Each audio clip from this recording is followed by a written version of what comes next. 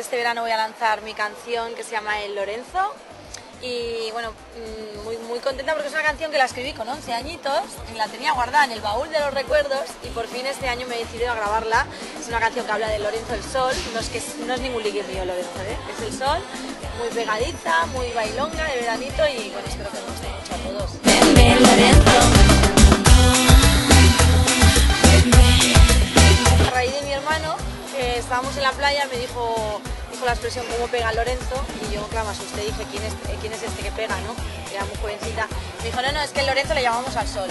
Ah, pues voy a hacer una letra así pegadiza y simpática. Nube le hace la puñeta, se le pone delante haciendo... He tocado muchos palos y que he hecho pop, he hecho así R&B, ahora estoy haciendo el Lorenzo que es rapeado y bueno, era un reto para mí también, es algo que me gusta mucho.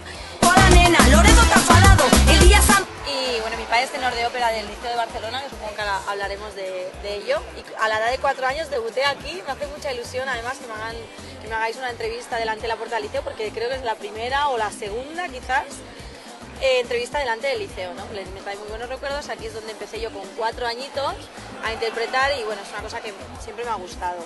Me decanté más por la música, pero ahora ya es un momento que me siento realizada para hacer cosas sobre todo dramático, porque yo siempre he hecho humor y era una propuesta que me hizo un director y me dijo, bueno, ¿eres capaz de hacer dramático? Le dije que sí y bueno, encantada. En junio empezamos a rodar una película juntos y muy contenta, la verdad.